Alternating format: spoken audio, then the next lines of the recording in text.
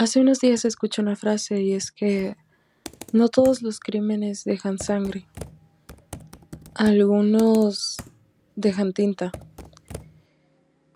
A lo largo de la historia, millones de personas han confiado su vida en un solo documento.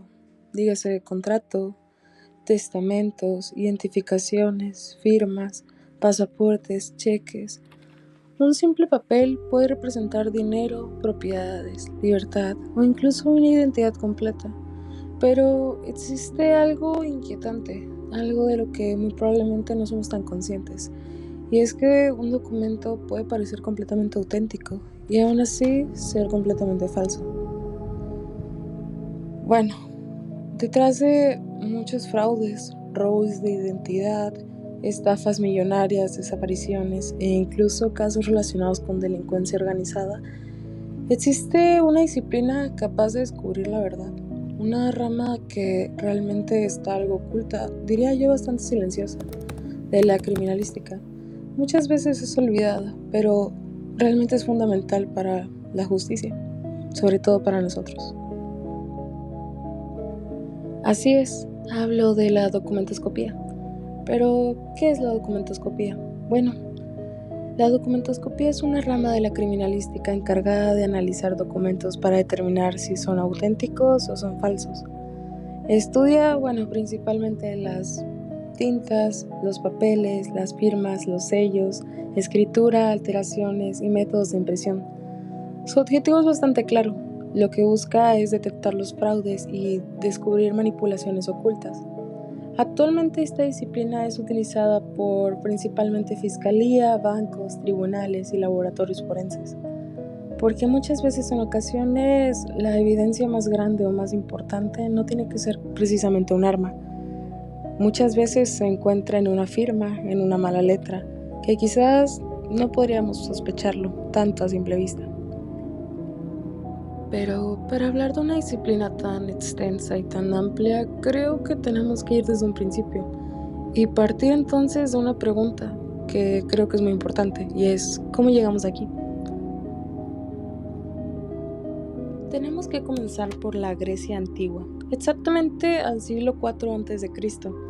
Algunos de los primeros antecedentes que están relacionados con la autenticidad documental surgieron en la Grecia antigua. Los griegos comenzaron a utilizar documentos que eran escritos para acuerdos comerciales, leyes y administraciones políticas. Por ende, conforme aumentó el uso de estos registros que eran escritos, también comenzaron las disputas relacionadas con documentos alterados. Aunque todavía no existía la documentoscopía como tal, comenzaban los primeros problemas que estaban relacionados con la autenticidad y la falsificación de documentos. Podría decirse que fue nuestro primer acercamiento hacia la documentoscopía. Después tenemos que irnos a Roma, exactamente del siglo I al 81 a.C. Uno de los primeros antecedentes legales importantes surgieron en Roma. Durante la República Romana comenzaron a detectarse bastantes casos de testamentos que eran alterados, sellos que fueron falsificados y monedas que solían ser manipuladas. Algunas personas modificaban documentos de herencias para quedarse con propiedades y riquezas. El problema se volvió tan grave que en el año 81 a.C., durante el gobierno de Lucio Cornelio Sila, se promulgó la ley Lex Cornelia de Falsis. Esta ley castigaba falsificaciones de documentos, alteraciones de testamentos, manipulaciones de sellos y también falsificaciones de monedas. Muchos especialistas consideran que esta ley fue uno de los primeros antecedentes jurídicos de la documentoscopía. Hablando un poco de los métodos que ellos utilizaban, los métodos romanos eran completamente visuales.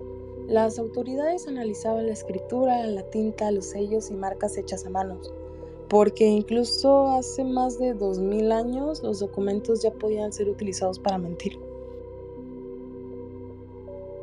Ahora tenemos que trasladarnos a la Edad Media, durante los siglos V al XV. Durante la Edad Media, los documentos eran elaborados principalmente por monjes y escribanos. Las iglesias y reyes utilizaban pergaminos para validar herencias, propiedades, decretos y acuerdos que eran políticos. Pero mientras más importante era un documento, más personas intentaban falsificarlos. Los métodos de análisis que utilizaban los jueces en ese entonces era ver la caligrafía, los sellos de cera, las tintas y el tipo de pergamino, pero todavía no existía un método científico como tal. Durante mi investigación encontré un caso bastante famoso, y es el caso del juicio de Juana de Arco en Francia en 1431. Y es que durante su juicio se utilizaron registros escritos y declaraciones documentadas como parte de su condena. Décadas después, bastantes historiadores cuestionaron la autenticidad y manipulación de varios registros relacionados con este juicio. En este caso se demostró el enorme poder que podía tener un documento dentro de un proceso legal.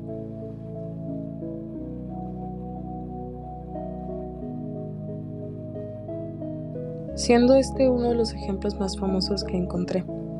Después tenemos la Revolución Industrial en los siglos XVI y XIX. Todo cambió durante la Revolución Industrial. La producción masiva de papel y las nuevas máquinas de impresión provocaron una explosión de documentos masiva. Ahora existían contratos, certificados, cheques, registros bancarios y documentos comerciales en enormes cantidades. Pero junto con el progreso, también crecieron las falsificaciones. Los casos más comunes involucraban cheques alterados, contratos manipulados y firmas falsas. Los delincuentes ya no necesitaban más armas, ahora solamente podían utilizar tintas para robar. Y bueno, los métodos que utilizaban los expertos eran la comparación de firmas, el análisis de trazos, observación de presión y revisión de tintas. Estas técnicas marcaron el nacimiento de la documentoscopía moderna. Uno de los casos que encontré en la época es el caso Dreyfus.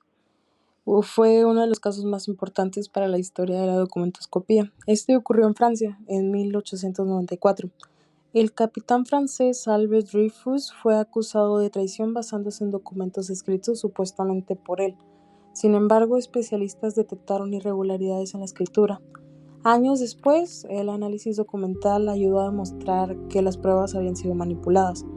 Este caso impulsó enormemente el desarrollo científico del análisis de la escritura. Otro caso que también me pareció relevante fue el caso Lindbergh. En 1932 ocurrió uno de los casos criminales más famosos en Estados Unidos, el secuestro del hijo de Charles Lindbergh. Durante la investigación, expertos analizaron cartas de rescate enviadas por el secuestrador. El análisis de escritura y ortografía ayudó a relacionar los documentos con Bruno Hauptmann. Este caso demostró la importancia del análisis documental en investigaciones criminales modernas. Con todo esto en mente, creo que ya podemos hablar del siglo XX, de la documentoscopía moderna. Durante el siglo XX, la documentoscopía comenzó a consolidarse oficialmente ahora sí como una ciencia forense. Los laboratorios empezaron a utilizar microscopios, fotografías forenses, análisis químicos, luz ultravioleta y estudios comparativos. Ahora podían detectar borraduras, cambios de tinta, firmas calcadas y alteraciones invisibles. Y creo que ahora podemos hablar sin problemas de la era digital, o sea, nuestra actualidad, donde existen muchos desafíos nuevos para la documentoscopía. Y es que las falsificaciones digitales y la inteligencia artificial han cambiado completamente la forma de alteración de documentos. Hoy existen firmas digitales falsas, documentos electrónicos manipulados y ediciones creadas por computadora. Dígase IA, dígase hackers, puede ser cualquier cosa. Y actualmente los métodos modernos que estamos utilizando, los peritos, son el análisis biométrico, software especializado, escaneo digital, luz ultravioleta, luz infrarroja y estudios microscópicos. Porque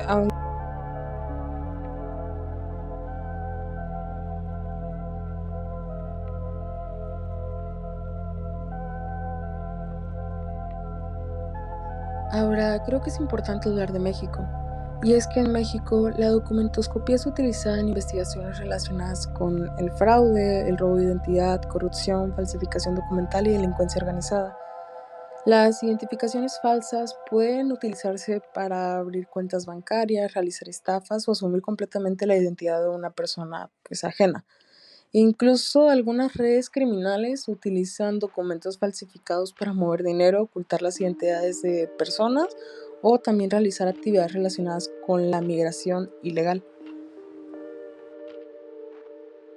Y bueno, creo que también es importante darle un apartado a la parte legal.